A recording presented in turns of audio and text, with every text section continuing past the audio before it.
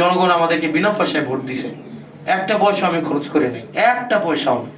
100 টাকায় টেম্পি ইলেকশন করছে, আমি 100 টাকাও খরচ করি নাই। তো সুতরাং আমার দায়বদ্ধতা হচ্ছে দেবিদ্বারের মানুষের কাছে। ভোটের রাজনীতিতে যেখানে টাকার হিসাব নিয়েই বেশি আলোচনা হয়, সেখানে ব্যতিক্রমী দাবি করলেন কুমিল্লা 4 আসনের সংসদ সদস্য হাসনাত আব্দুল্লাহ। তার মতে জনগণ তাকে বিনা খরচে এমপি বানিয়েছেন, এবার তিনি জনগণকে দেবেন বিনা খরচে সেবা। গত বুধবার কুমিল্লার দেবিদ্বার উপজেলা পরিষদে আইন শৃঙ্খলা সভায় প্রধান অতিথির বক্তব্যে তিনি বলেন, নির্বাচনে একটি পয়সাও আমি খরচ করি নাই। এখন মানুষের মৌলিক সেবা পেতে কোথাও হয়রানি হতে দেব না আমি। ওই সভায় সভাপতিত্ব করেন উপজেলা নির্বাহী কর্মকর্তা মোহাম্মদ রাকিবুল ইসলাম। গোমতী নদী থেকে অবৈধভাবে মাটি কাটার বিষয়ে কঠোর অবস্থান জানান এমপি হাসনাত।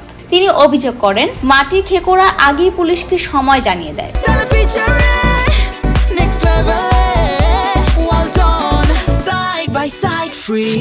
আর অভিযান চালাতে গেলে স্পটে কাউকে পাওয়া যায় না। তার দাবি, কিছু পুলিশ সদস্যের সম্পৃক্ততায় সমঝোতার ভিত্তিতে এসব হচ্ছে।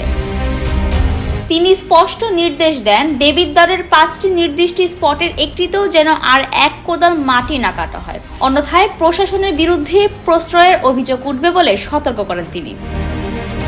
এছাড়া দেবিদ্বার নিউ মার্কেট বাজারে স্থানান্তর নিয়েও কথা বলেন হাসনাত আব্দুল্লাহ। রাস্তার ডিভাইডারে দোকান বসিয়ে যানজট তৈরির সমালোচনা করে তিনি জানান, ব্যবসায়ীদের জন্য পুরাতন বাজার ও জেলা পরিষদ মার্কেট প্রস্তুত করা হবে এবং প্রয়োজনে আইনগতভাবে স্থানান্তর নিশ্চিত করা হবে।